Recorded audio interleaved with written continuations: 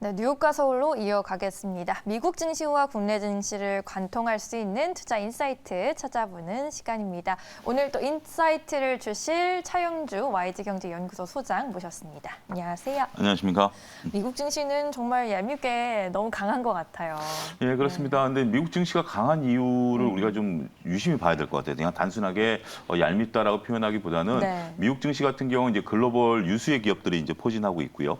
그리고 또 이제 앞으로 금리 인상이라든지 테이퍼링을 실시하게 되면 유동성이 더욱더 선진국으로 몰려들 가능성이 있다라고 보는 네. 거죠. 그렇기 때문에 미국 증시로의 어떤 자금의 로테이션 더욱더 활발히 이루어질 가능성이 있고요. 그렇다라면 신흥국 입장인 우리나라에서는 상당히 그 자금 유출을 걱정해야 되는 그런 입장이 되는 거죠. 그래서 우리도 현재 지금 내년 3월 이전에 금리를 한 차례 더 인상하겠다. 그러니까 결국 자금 유출을 막기 위해서 서로 금리 인상에 이제 속도전을 내야 되는데 그렇게 된다라면 아무래도 국내에서만 영업을 하는 이런 기업들 같은 경우는 이자 부담이 또 늘어나고 이런 것들이 또 기업들의 그 비용 증가, 자금의 압박 이런 것들이 나타날 수 있기 때문에 오히려 이런 것들이 또 차별화를 불러일으킬 수 있는 네. 그러한 선순환이 아닌 그 반대의 순환이 이루어질 가능성에 대해서도 투자자분들이 단순히 미국 시장이 올랐으니 국내 시장이 올라갈 것이야 라고 보는 시각은 이제는 좀 조심스럽다 말씀드릴 수 있겠습니다. 그러게요. S&P 500 지수가 지난 금요일에 또다시 사상 최고가를 다시 썼고요.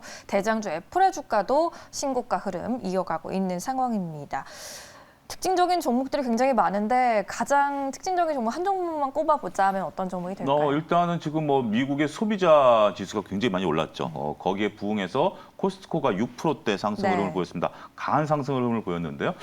그래서 코스트코를 이제 대장주로 뽑아봤습니다. 예. 일단 코스트코 같은 경우 미국에 있어서 전반적인 이제 소비를 이끌 수 있는 소비의 어떤 바로미터다 이렇게 좀 말씀드릴 수가 있겠죠. 결국 지표와 기업의 실적이 동시에 잘 나왔다. 이것은 부합하는 실적이 나왔다라고 말씀드릴 수가 있겠습니다. 미국의 이제 소비가 이제 늘어난다라는 거. 지금 현재 미국의 실업률이 그 실업수당 신청 건수가 현재 지금 굉장히 사상 최저치를 기록하고 있지 않습니까? 10만 건대 이제 중반까지 떨어지고 있는 그런 상황이죠. 실업수당 신청 건수가 이렇게 떨어졌다라는 것은 실업수당을 신청하지 않아도 고용이 어느 정도 유지되고 있다라고 보는 거죠. 이 고용의 이제 질과 관련된 부분들은 이제 다소 어폐가 있긴 합니다만 고용이 늘어났다라는 것은 소비자들이 지갑을 열 수 있는 그러한 계기가 충분히 늘어나고 있다라고 말씀드릴 수가 있겠죠. 이래서 지금 현재 2020년만 하더라도 억눌렸던 소비가 이제 2021년, 22년을 가면서 동기 대비해서 실적이 계속해서 호조세를 나타낸다라고 말씀드릴 수가 있겠죠.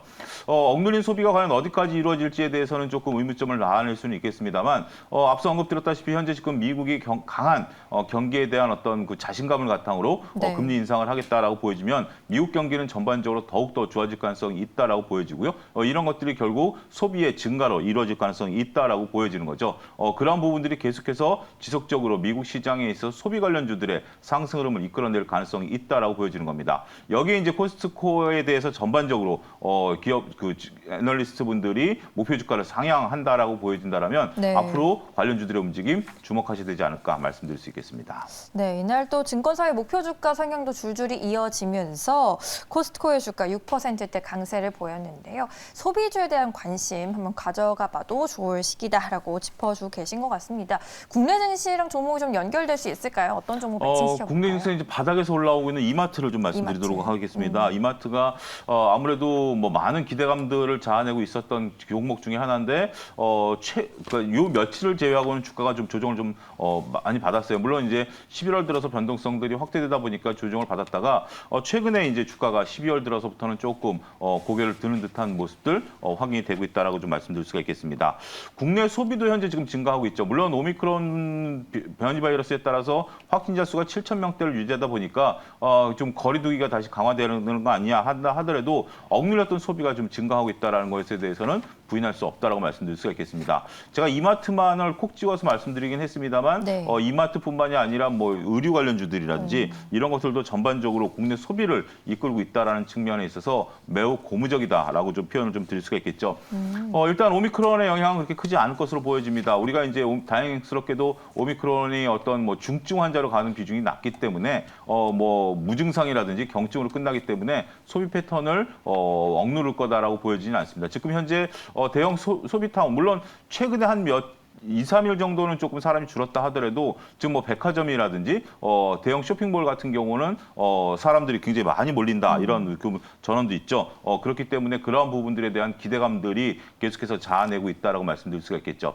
여기 이제 기저 효과를 우리가 좀 봐야 됩니다. 네. 앞서 언급드렸다시피 2020년에는 저도 소비를 거의 못했어요. 예. 아무래도 그때는 소비를 한다라기보다는 피한다라는 느낌이 강했죠. 맞아요. 근데 2021년이 되다 보니까 그때보다 상황이 더 악화됐음에도 불구하고 이제는 뭔가 좀 내가 뭐 부족함을 좀 느끼게 되고 그다음에 의류 같은 경우도 이제 뭐 유행도 좀 변하고 뭐 이러다 보니까 맞아요. 소비가 좀 늘어나는 거죠. 억눌린 소비가 좀 일어나다 보니까 이러한 부분들이 전반적으로 기저 효과에 따라서 더욱더 증가하는 그런 모습을 보일 가능성이 높다라고 보여지기 때문에 이마트 더군다나 이마트는 또 독자적인 또 메리트가 있죠. 그 스타벅스에 대한 상장 이슈. 물론 이제 이것이 2년, 그러니까 벌써 한 1년 반으로 이제 줄어들었어요. 시간이 갈수록 스타벅스에 대한 상장 영향도 있기 때문에 네. 그러한 것들도 같이 평가를 해야 되지 않을까 말씀드릴 수가 있겠습니다. 네, 소비주 안에서 이마트 최소 노조로 보고 계신 것 같은데요. 가격 전략은 어떻게 가져가는 게 좋을까요? 일단은 목표가는 직전 고점이 17만 원 정도로 제시를 해드릴 수 있겠고요. 네. 손절가는 14만 5천 원 제시해드리긴 하겠습니다만 일단 바닥을 찍었다라는 의미에 있어서는 손절 라인보다는 목표가 쪽에 치중하는 것이 좋지 않을까 말씀드릴 수가 있겠습니다. 네, 잘 알겠습니다. 이마트 목표가 17만 원으로 제시해 주시네요. 이제 코스트코 같은 경우에는 월가의 분석가들이 목표 주가를 앞다퉈 상향 조정했습니다. BMO 캐피털이 목표 주가를 560달러로 올려 잡았고요. 코스트코는 BMO의 최선호 종목이다라고 강조했습니다. 시티그룹도 역시 목표 주가를 기존의 540달러에서 550달러로 상향 조정했습니다. 이 같은 기조 속에 국내 증시 안에서는 이마트 관심주로 함께 보셔도 좋을 것 같습니다. 국내 증시와 미국 증시의 연결 포인트 찾아봤고요. 지금까지 YG경제연구소 차영주 소장 함께했습니다. 고맙습니다. 감사합니다.